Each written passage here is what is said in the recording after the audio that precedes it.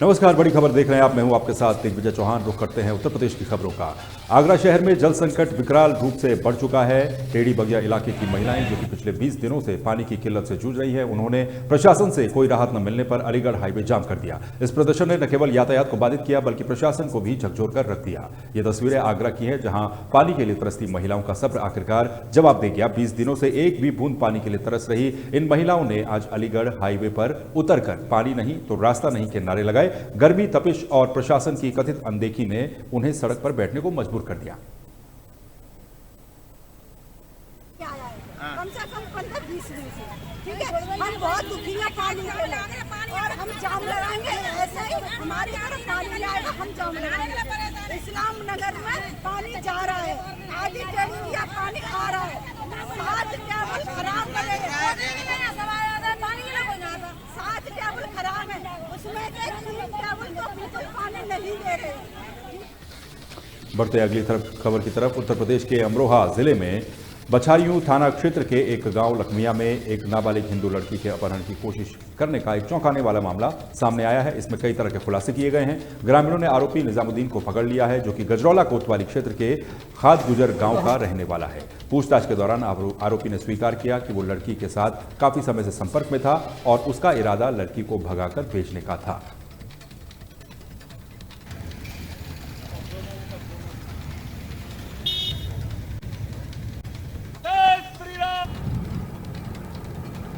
ये आज प्रातः एक प्रकरण संज्ञान में आया था, जो ग्राम लखमिया थाना बछराइयों से संबंधित है, जिसमें गांव के निवासी प्रदीप, एक नाबालिग पुत्री, उसको निजामुद्दीन समक रईसुद्दीन नाम का व्यक्ति जो जानवरों के इलाज का काम करता है, प्रातः उसको भगा कर ले जा रहा था।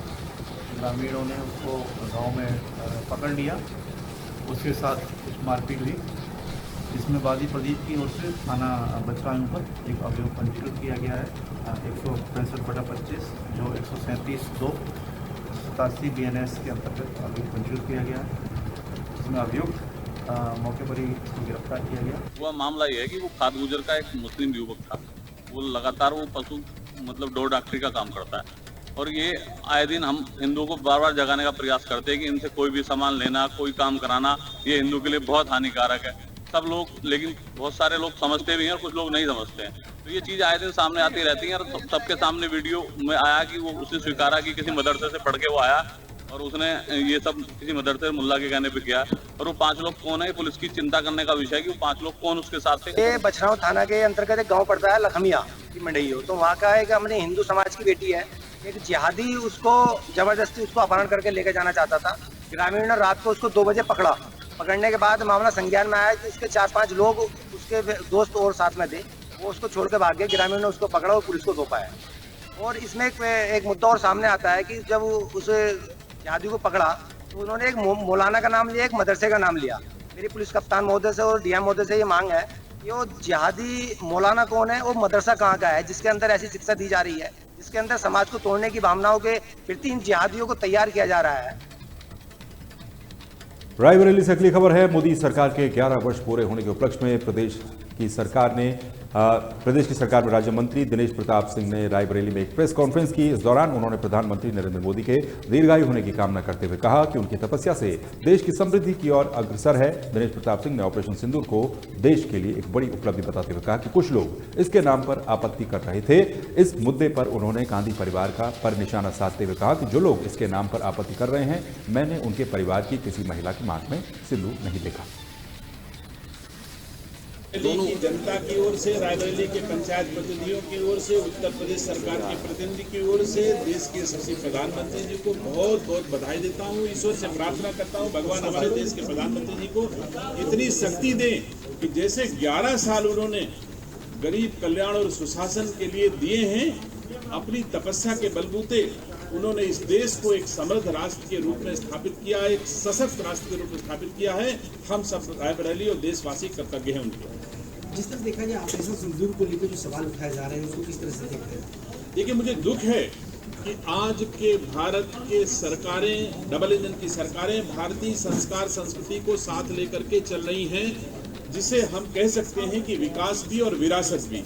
हम विकसित भारत की कल्पना भी करते हैं, लेकिन अपनी विरासत को समृद्ध बनाए रखने के लिए भी हर उपाय करते हैं, जिससे हमारी विरासत, हमारी सांस्कृतिक धरोहरें समृद्ध रहें, जिससे पीढ़ियां प्रेरणा लेती रहें।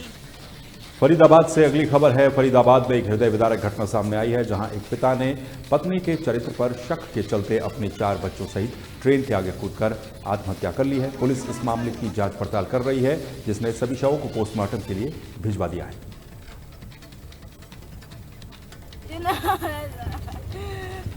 एक भैया से बात कर लिया, भैया करके कहा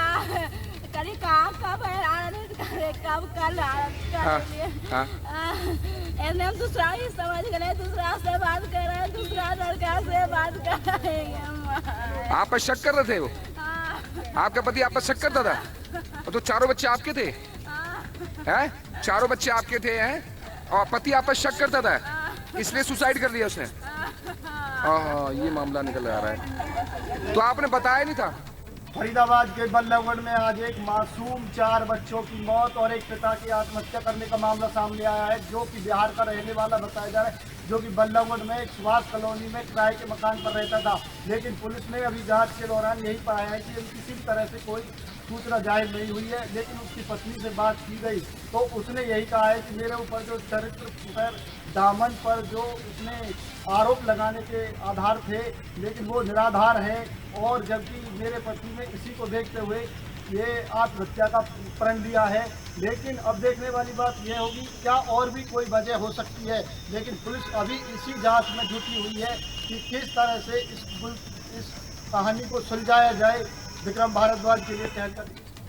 अगली खबर उत्तराखंड के कालाडूंगी से है। कालाडूंगी सामुदायिक स्वास्थ्य केंद्र में मात्र एक रेफरल सेंटर बन करके रह गया है, जहां जरूरी डॉक्टरों के पद खाली रहते हैं और उपकरणों का अभाव है। नगरपालिका अध्यक्ष रेखा खतुरा ने अपने पार्षदों और दर्जनों लोगों के साथ तहसील पहुंचकर उप जिलाधिकारी परितोष वर्मा के माध्यम से मुख्यमंत्री और स्वास्थ्य मंत्री को ज्ञापन भेजकर डॉक्टरों और जरूरी उपकरण को उपलब्ध करवाने की मांग की है। कालाडूंगी और नैनीताल रूट पर आए दिन होने वाले भयंकर सड़क हादसों के बावजूद अस्पताल में सुविधा की कमी बनी हुई है, जिस कारण घायलों को हल्द्वानी रेफर करना पड़ता है।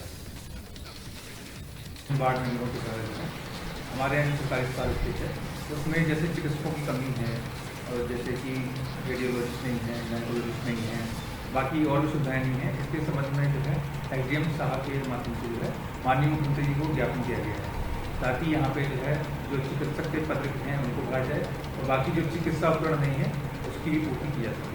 कालाडूंगी चिकित्सालय को लेकर माननीय नगर पालिका अध्यक्ष और यहाँ के जो स्थानीय जनप्रतिनिधि थे उनके द्वारा एक ज्ञापन यहाँ पर प्रस्तुत किया गया है, और इसमें मांग की गई है कि डॉक्टरों की तैनाती भी की जाए और जो इक्विपमेंट हैं वो भी उपलब्ध कराए जाए। ये ज्ञापन माननीय मुख्यमंत्री जी को संबोधित है। अध्यक्ष होने के नाते मैं साथ साथ में एक महिला भी हूँ, एक माँ भी हूँ और एक बहू बेटी भी हूँ। मैं जानती हूँ कि जब परिवार में कोई बीमार पड़ जाता है और दवाइयों की कितनी आवश्यकता होती है, वो एक बहू, बेटी और माँ अच्छे से जान सकती है। मैं ये चाहती हूँ कि इस कालाडूंगी में स्मार्ट सिटी बने, और स्मार्ट सिटी बनने के लिए सबसे पहले चिकित्सा, फिर बाद में शिक्षा, फिर स्वास्थ्य और ये कहते हैं साफ सफाई का मुद्दा उठाया जाएगा। आज हम खड़े हैं सामुदायिक स्वास्थ्य केंद्र कालाडूंगी में, जहाँ पे हम काफ़ी समय से परेशानियाँ बच रहे हैं। इस टाइप की दिक्कत है। ये एक पर्यटक स्थल से करीब मिलता हुआ नैनीताल से मिलता हुआ हॉस्पिटल है, और ये स्वास्थ्य केंद्र है, और यहाँ इसकी खुद की स्वास्थ्य की समस्याएं हैं, जैसे कि यहाँ पे मशीनों का ना होना, डॉक्टर्स का ना होना, ऐसी दिक्कतों से हम काफ़ी समय से जूझ रहे हैं। आज इसके लिए किसी ने आंखें खोली, काफ़ी लोगों ने इसकी चर्चा की है, बातचीत की है, लेकिन अभी तक कोई इसका हल नहीं हुआ है। महोदय के द्वारा विभिन्न वार्ड मेंबरों के द्वारा हमारे। चलिए अगली खबर है महासमुंद से छत्तीसगढ़। महासमुंद जिले के वन परिक्षेत्र पिथौरा में के जंगलों के पेड़ कटाई का खेल धड़ल्ले से जारी है, जिस पर स्थानीय ग्रामीणों और पर्यावरण प्रेमियों ने गंभीर आरोप लगाए हैं। वन विभाग के द्वारा कक्ष क्रमांक 229 में टेढ़े मेढ़े और जलाओ उपयोगी पेड़ों को चिन्हांकित कर काटने की आड़ में अब बड़े पेड़ों की भी कटाई की जा रही है। स्थानीय लोगों का आरोप है कि पेड़ काटने में नियमों की अनदेखी की जा रही है। पहले पेड़ों को मशीन से काटा जा रहा था, लेकिन अब लंबे अंतराल के बाद पेड़ों को काटने के लिए कुल्हाड़ी का सहारा लिया जा रहा है। इस संबंध में जब प्रभारी रेंजर वन परिक्षेत्र पिथौरा सालिग्राम से बातचीत की गई तो उन्होंने कहा कि उनकी जानकारी के अनुसार पेड़ों की कटाई नियमानुसार कुल्हाड़ी से ही की जा रही है।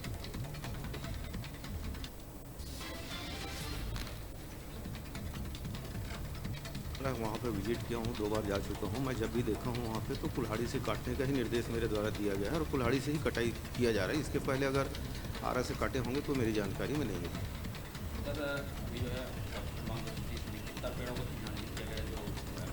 कक्ष क्रमांक 230 नहीं है, कक्ष क्रमांक 229 है वो, और उस पर जो है रामपुर 1 और रामपुर 2 के नाम से कूप निकला हुआ है, जिसमें टोटल जो है 1306 वृक्ष चिन्हांकित हैं और एक में 961 वृक्ष चिन्हांकित हैं और अंतिम चरण पे है। लगभग आजकल में कटाई कंप्लीट हो जाएगा, ऐसा लग रहा है। महासमुंद जिले के ग्राम पंचायत झिलमिला के आश्रित ग्राम नवागांव के मजदूरों की समस्याएं खत्म होने का नाम नहीं ले रही हैं। उनके पास जॉब कार्ड तो है लेकिन काम नहीं है, खेत है लेकिन फसल को सरकारी दाम पर बेचने के लिए पट्टा नहीं है। और तो और सबसे गंभीर बात यह है कि 7 साल के बाद भी नवागांव की 60 महिलाओं को उनके हक की राशि प्रशासन ने नहीं दी है। इन महिलाओं की ये राशि रोजगार गारंटी योजना के तहत तालाब गहरीकरण के काम की है, जो उन्हें 2018 में किया गया था। 7 साल बीत जाने के बाद भी ये मजदूर अपनी पसीने की कमाई के लिए दर दर की ठोकरें खाने को मजबूर हैं।